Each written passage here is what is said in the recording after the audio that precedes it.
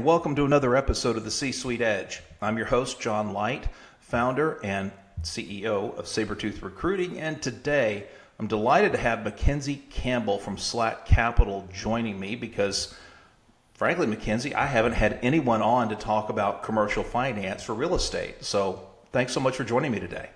Absolutely. Thanks for having me. So, it's interesting because I know you recently relocated back to the Great Republic. I mean, some people say state, but, we're born here, the Great Republic of Texas, from San Francisco, from the Bay Area, which is beautiful in its own right. But we've got a pretty rich history here ourselves. And so I'm curious if you would be open to sharing a little bit about your career journey that took you there and then brought you back home. Sure. Well, yeah, you said it. Born and raised in Texas, the great state. And I went to University of Texas, no offense. And None taken. I graduated and just kind of pursued commercial real estate immediately. I worked at some large, well-known firms like CBRE and HFF along the way. Mm-hmm. But I saw this opportunity about 3 years after graduating from college to try out a different market, get uncomfortable and experience a different place of living.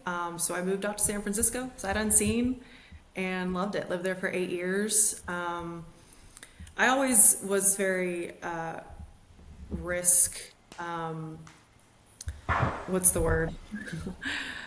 I was open to taking risks, right? Okay. And I moved out there in pursuit of really getting a solid foundation and footing in my career in commercial real estate finance.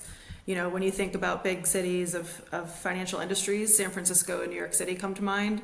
So that excited me and fueled me. And I got some great reps over there. But moving back to Texas, Texas is home. I had a baby.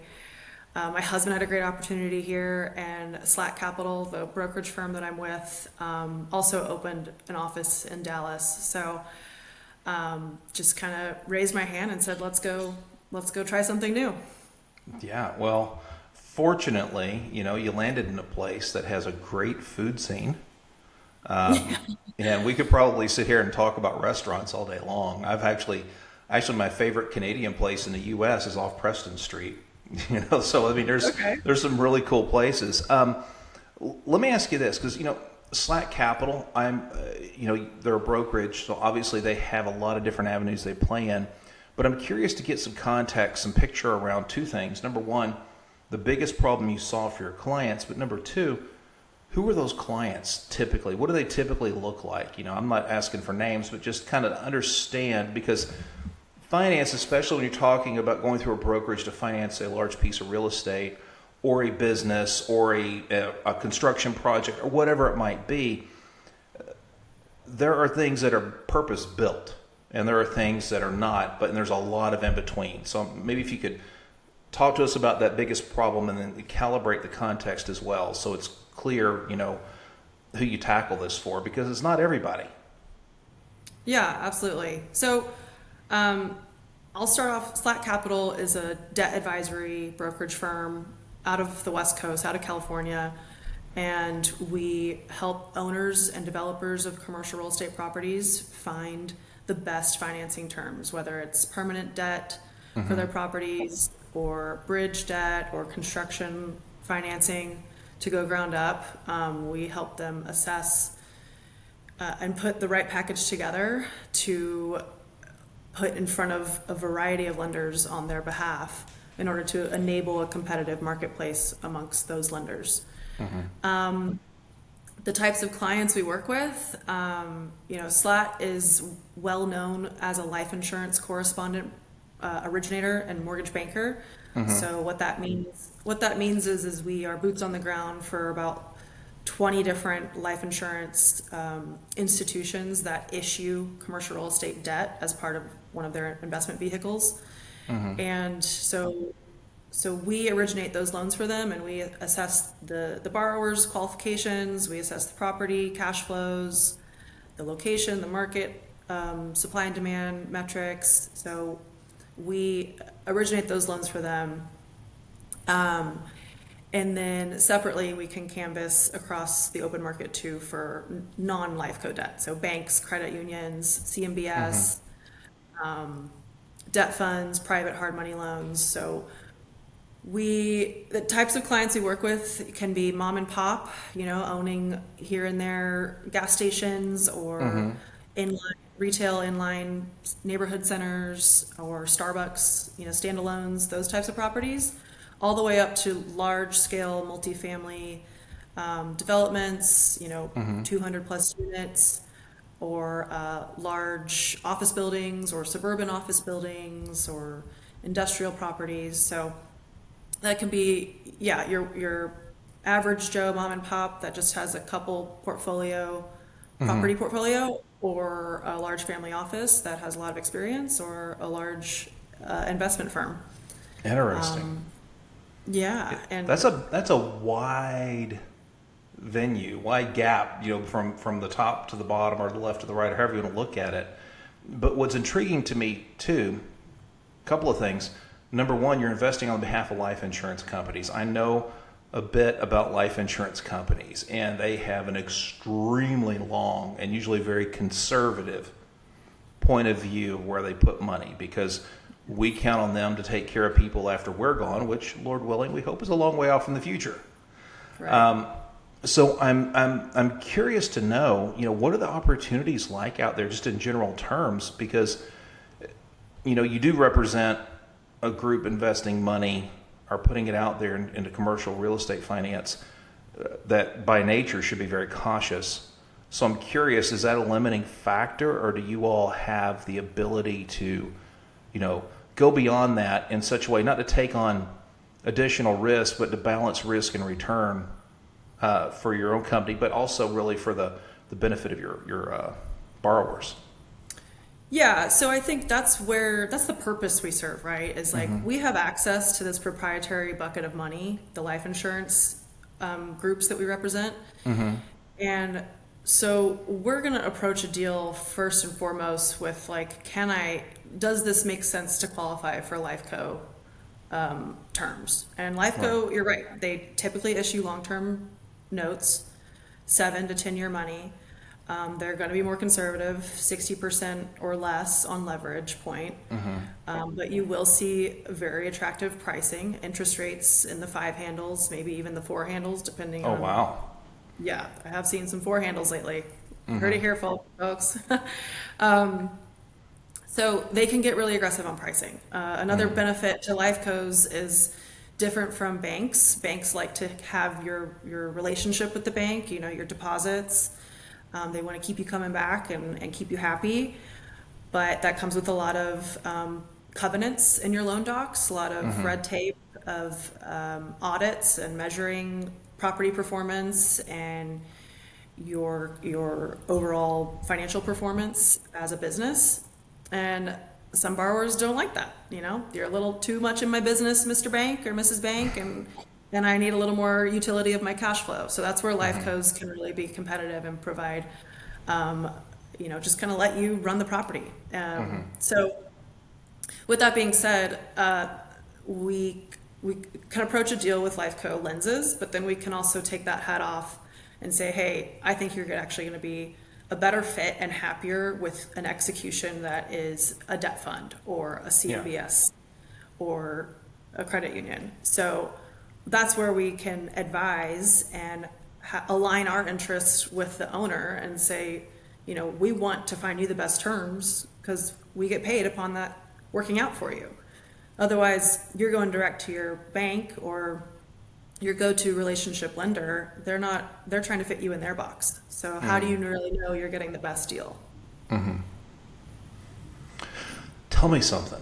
Okay, now I'm not asking for like detailed prognostication here, but I am curious. That's not my style. Well, it's a tough question really to ask this, but I see more of the resi market than the commercial market, but I'm really curious. As we've been coming out into a rising interest rate environment these past 2 or 3 years, how is that market looking health-wise, and what does the future look like?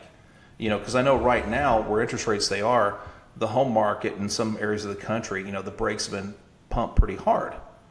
And a lot of people ascribe that to where interest rates are right now. But with, my experience with commercial loans is limited, but typically we're not talking about 30-year notes here. We might be talking about 5 or 7 or 10 at most generally. And so there's more exposure to rate risk in one direction or the other. So how does the marketplace look for you guys, given it's a little bit higher interest rate environment than when a lot of people finance their properties? Yeah, I mean, you're absolutely right. We're coming out of an era where we've had rose-colored lenses for a long time on what interest rate expectations were. And so it's really skewed a lot of investors' expectations today and the past 18 months and the future. I think, look, if you're asking me to share my crystal ball, it's going to look different than any other mortgage broker or bankers. But I will say we are in a time where, the Fed isn't really moving on rates. And that's, in my opinion, to be expected. The economy is actually performing pretty well. So why would they move the rates? And we are in a time where there's a ton of liquidity. There's so much money out there that wants to invest in real estate.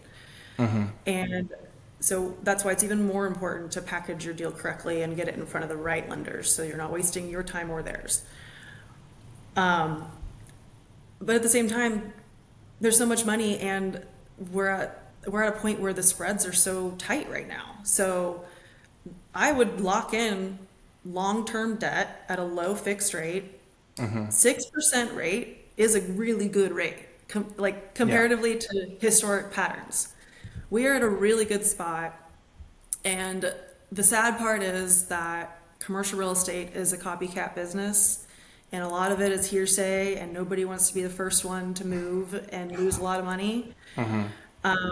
And, they also don't want to be stuck in a rate that they're not happy with in maybe 2 years if the market dynamics shift for the better. But yeah, I think it's just it's trying to figure out what kind of gamble you want to make. There are a lot of different options and strategy that we can put into place, whether that's a floating rate mortgage that, allows you to gamble with that interest rate risk, or if you just want to know what your payments are and have that predictability, then lock it in long term at a 6% rate.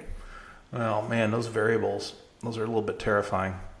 And you go to some other countries in the world where all they have are variable rates, and you can't budget effectively in the long haul. There are hedges too. Well, that's another topic, but hedges are an asset to help protect you from that. But if you're talking about the residential market, most individual homeowners aren't going to have the hedging capacity that a larger real estate company or even an SMB that owns, like you said, a couple of 3 standalone franchises, gas stations, whatever. They're still going to have more wherewithal than the individual person would for their own home. I've always been a big fan about the notion of, can I lock it in and keep it there so I know what it is personally? But I know variable rates in business are very, very common because you allow someone, you get a better initial rate because you allow some hedge, in a sense, against the risk of the rate rising and the banker or the mortgage broker not being able to redeploy that money at a more market-based rate. So I don't know. I've gotten so risk adverse over the past 3 years, with that stuff that it scares me just slightly. But let me ask you this. When you look at where the market is today, because I've heard a lot of chatter in the news about, well, hey, downtown centers are dying. There's a lot of commercial real estate square footage open for offices and this sort of thing. What's the general feel out there? I mean, you have, and I know this is a little afield, but you have big companies like JP Morgan and Amazon pressing for return to office, and a lot of people resistant to it because they spent the past few years working remotely or moving, to some place with a little bit slower lifestyle embedded around it, a little less expensive than living in a big city or a big urban environment. Any thoughts on how that worm is gonna turn? I think it's already turning. I mean, a lot of companies have pushed, even San Francisco, right? Ground zero for COVID is already pushing for back in the office. The state of California is back in the office.